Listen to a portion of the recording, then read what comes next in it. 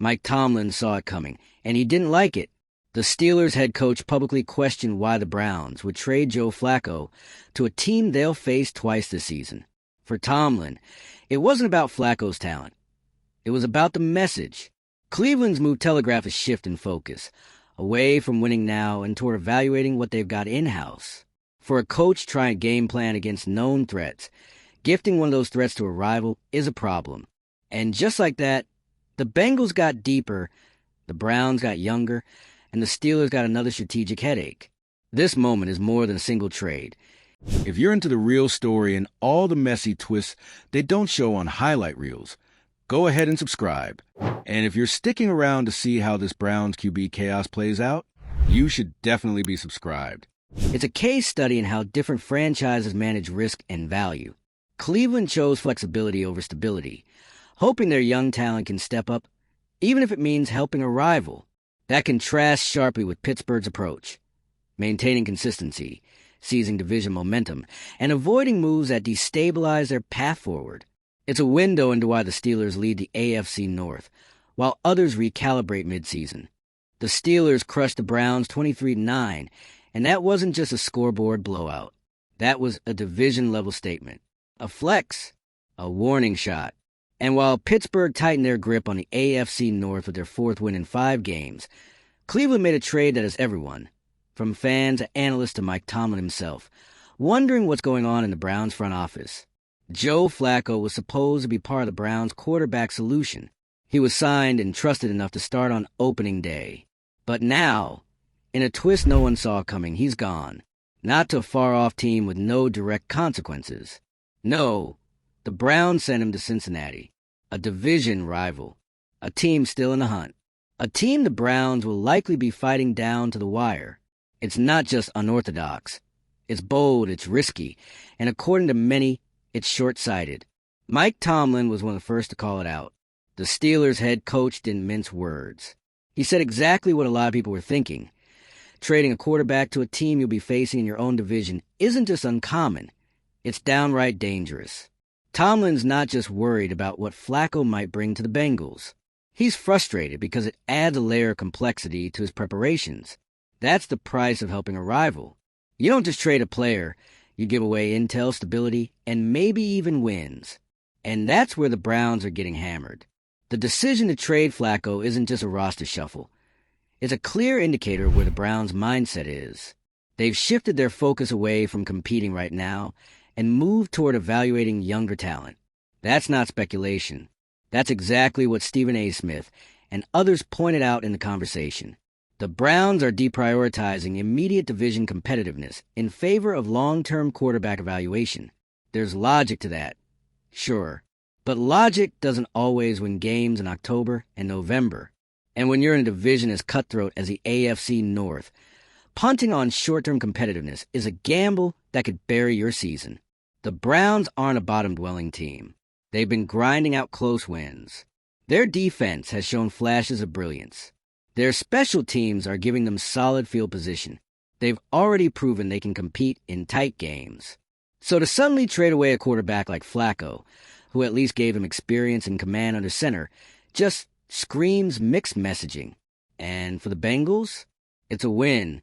Even if Flacco never returns to Pro Bowl form, he offers something they've been missing: reliability. The AFC North isn't about style points.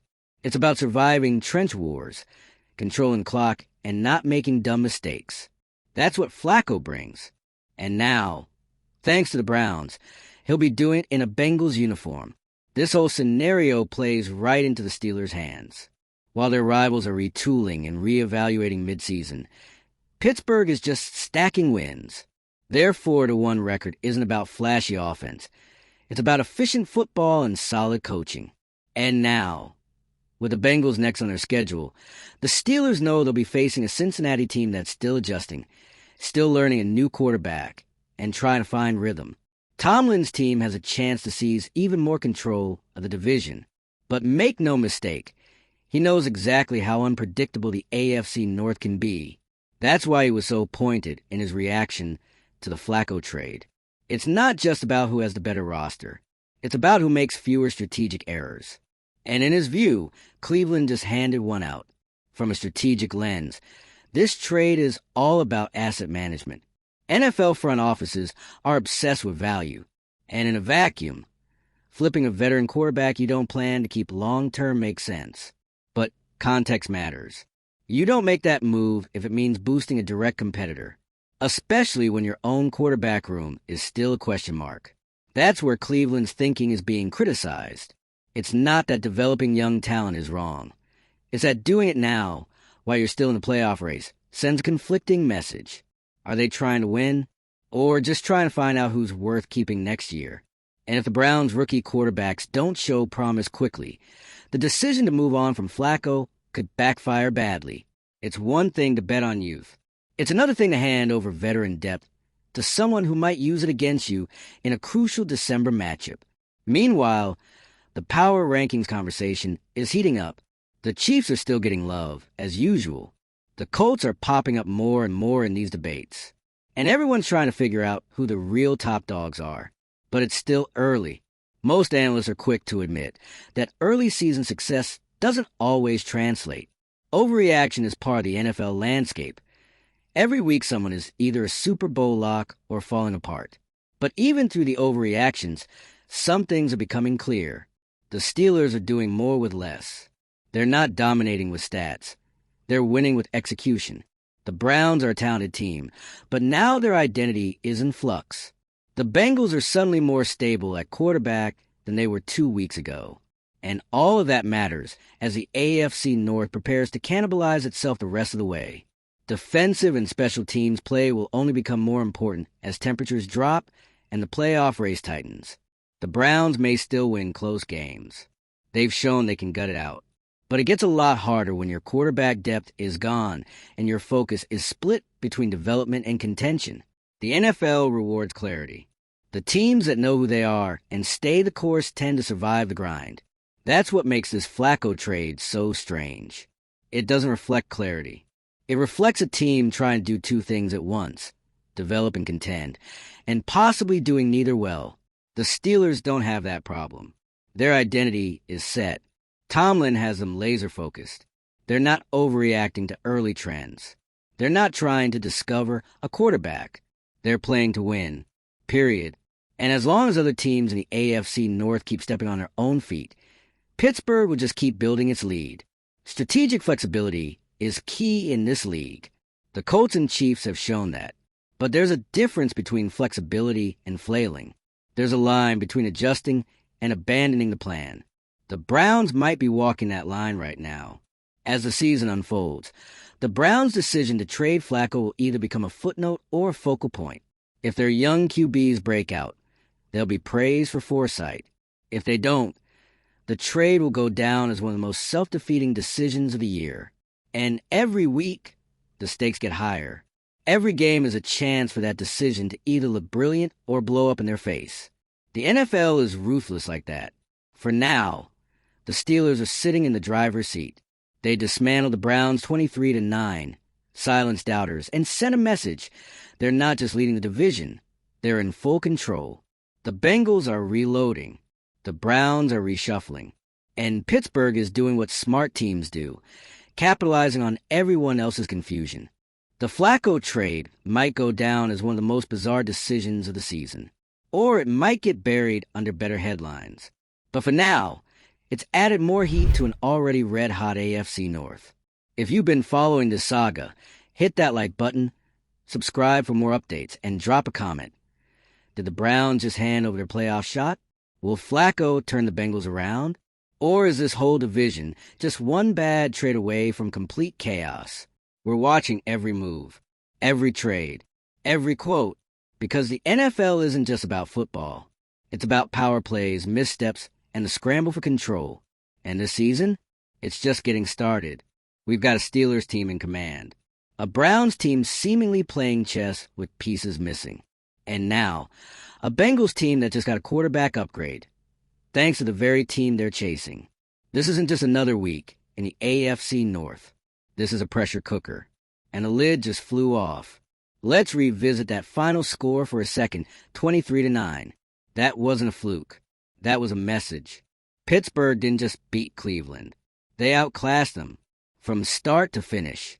While the Browns look hesitant, the Steelers were surgical. It was one of those games where you can feel the shift in tone, where one team is playing for the now and the other's already thinking about next year. That energy matters, because you don't win in this league just with rosters. You win with intent. You win when your team believes every Sunday is war, not a workshop. And the Browns? They're not giving off that energy anymore. That's what Mike Tomlin was really getting at. When he questioned the Browns trading Flacco, it wasn't just about XS and OS. It was about mindset.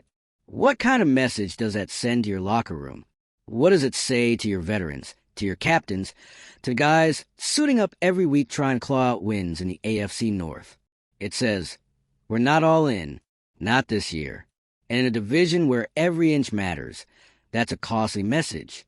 Because while the Browns are now evaluating talent, the Steelers are evaluating playoff seeding. The Bengals are evaluating how fast Flacco can learn their playbook. And the Ravens? They're watching it all unfold with the quiet confidence of a team that's just waiting for someone else to slip. This isn't even about whether Joe Flacco is going to light it up. He probably won't. He doesn't have to. The point is he's dependable. He doesn't rattle. He doesn't need the perfect conditions to function. And in a league where half the games are decided by one score or less, having a quarterback who can just manage the moment, that's huge. And the Browns handed that to a division opponent. So, let's talk about Stephen A. Smith. When he reacted to all this, he didn't hold back. He saw the same thing Tomlin did: confusion, inconsistency, and a serious lack of situational awareness. Because trading a quarterback to a team you might need to beat in December to get into the postseason, that's not just risky. That's reckless. The NFL is built on small margins. And this is the kind of move that can swing the margins hard in the wrong direction. It also changes how other teams view you. If you're willing to trade a starting caliber QB to a rival midseason, what else are you willing to compromise on? Continuity? Chemistry? The locker room buys in when the front office buys in. That's not happening right now in Cleveland. And look, we get it. Developing young quarterbacks is part of the game. You have to know what you've got before making long-term decisions. But there's a time and place. And this wasn't it. The Browns weren't one of five and spiraling. They weren't eliminated. They were very much in the thick of things. And now they've created a quarterback carousel that could destabilize the entire operation. Let's zoom out and look at the larger NFL picture, because this isn't happening in a vacuum. Right now, the AFC is a minefield. The Chiefs are still top tier, but even they've had shaky moments. The Colts are overachieving, forcing their way into the power rankings conversation. And across the board, we're seeing teams rise and fall every single week. No one's locked in. Nothing is guaranteed. That's what makes Cleveland's decision so strange. In a league where momentum is everything, they voluntarily hit pause. And again, the Steelers are the opposite. They didn't come into the season as favorites, but they've stayed in the fight. They've won ugly. They've won close. And now, they're ahead in the division, with a real shot to extend that lead against a Bengals team still integrating their shiny new quarterback. Let's not forget, division games are weighted. Win those, and you control tiebreakers. Lose them, and you fall behind fast. Which brings us back to the Browns' gamble. They didn't just give up Flacco. They gave up leverage. Because if Flacco helps the Bengals take a couple of division games, guess who's going to feel that the most? Cleveland. You can't afford to give up anything in this division. Not a turnover. Not a first down. And definitely not a quarterback. There's also the mental aspect. Players are watching. Not just in Cleveland. All over the league. They're watching how teams treat veterans, how they commit to the season, and how decisions are made. When you shift to future mode in October, it tells players that winning right now isn't the priority. And for veterans playing on short-term contracts, that's not what they want to hear. Meanwhile, in Pittsburgh, players know what expected. Tomlin has one speed: full throttle.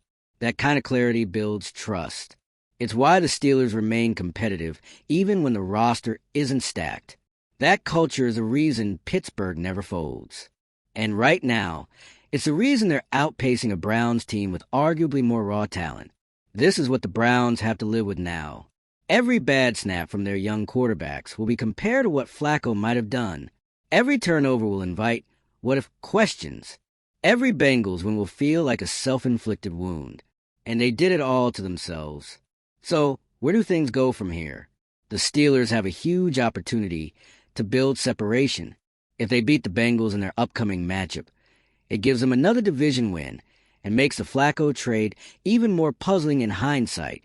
The Bengals, on the other hand, are suddenly back in business. If Flacco settles in quickly, they're a serious threat to go on a run. And the Browns? They're walking a tightrope.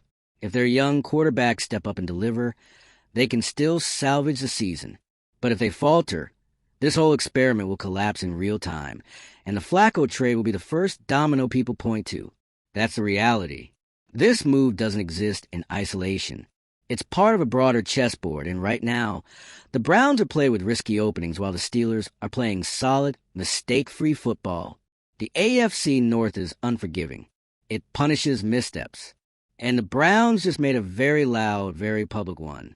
Every game moving forward will carry extra weight for Cleveland. And every time Flacco throws a touchdown in a Bengals uniform, the pressure will mount. Meanwhile, Mike Tomlin will keep circling that division schedule. One eye on the Bengals, one eye on the Browns, and both hands on the wheel. Because the Steelers aren't reacting, they're steering. And if things keep going the way they're going, they won't just win the division.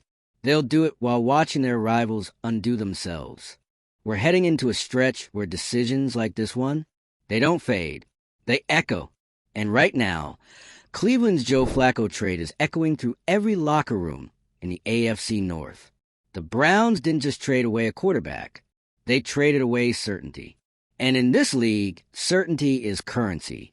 Especially when your defense is hanging tough. Your special teams are keeping you in games, and you're grinding out close wins against legit competition. They weren't sinking. They were treading water, and then they voluntarily dropped the anchor. And here's where it gets messy. Even if the Browns say, we need to see what our young QBs can do, they've now made it impossible to evaluate those guys without the cloud of this decision hanging over it. Every misstep they make, every sack they take, every 3-and-out is now connected to Flacco, whether that's fair or not. Because that's what happens when you trade a starter midseason. You create a comparison you can't control. Meanwhile, in Cincinnati, the locker room just got a morale boost. Veteran presence. Steady hand. A guy who's played in AFC championships and knows how to handle pressure. They didn't have that last week. And now they do. And they got it without giving up the farm. Because the Browns handed it over like it was nothing. You think guys like T. Higgins, Jamar Chase, or Joe Mixon aren't aware of what that means. They know what Flacco can do. And whether or not he's a long-term answer, he's a now solution. That's the kind of trade that energizes a team. And energy matters down the stretch. Mike Tomlin knows it. That's why his reaction to the trade wasn't just about XS and OS. It was about timing, about division dynamics. You don't give your rival a new quarterback right before your own matchup with them. That's not strategy, that's chaos. And Pittsburgh? They're allergic to chaos. What the Steelers are doing this season is what they've always done, win games in the margins. They don't need to blow teams out. They don't care about flashy plays or offensive explosions. They care about execution, efficiency, discipline. They win by letting you make the mistake. And when your division rival just gave a playoff-hungry team a battle-tested QB for free, that's not a mistake. They gift-wrapped it. So what happens now? The Bengals have a chance to reset.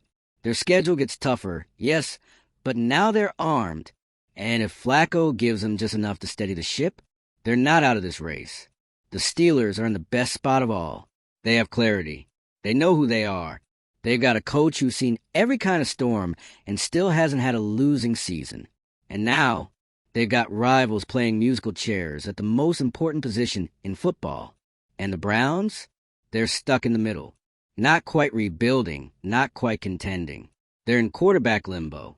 And unless one of their young guys breaks out fast, this season risks slipping away. Not because of injuries, not because of bad luck, but because of internal decisions that simply didn't need to be made. It's the kind of move that changes how your fans see you, how your players see you, and how your opponents game plan against you. And let's not ignore this. The league is paying attention. Executives, analysts, coaches, they're all watching how this unfolds.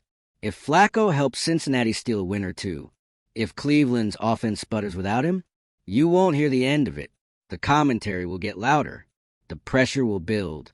And suddenly, that long-term evaluation strategy won't feel so secure anymore. Because the NFL doesn't wait. It doesn't slow down so you can figure things out. And in this division, it punishes indecision worse than anything else. Pittsburgh, clear path, clear identity. Cincinnati, new weapon, new momentum. Cleveland, murky future, loud questions. The AFC North isn't just competitive, it's unforgiving. One trade can tilt the whole balance, and the Browns may have just tipped it in someone else's favor. If you're still locked into this wild ride, do yourself a favor. Smash that like button, subscribe so you don't miss what comes next, and drop your thoughts in the comments. Did Cleveland just sabotage themselves? Can Flacco carry the Bengals back into contention? Or is Pittsburgh quietly about to run away with it all? One thing's certain. In the AFC North, nothing stays calm for long.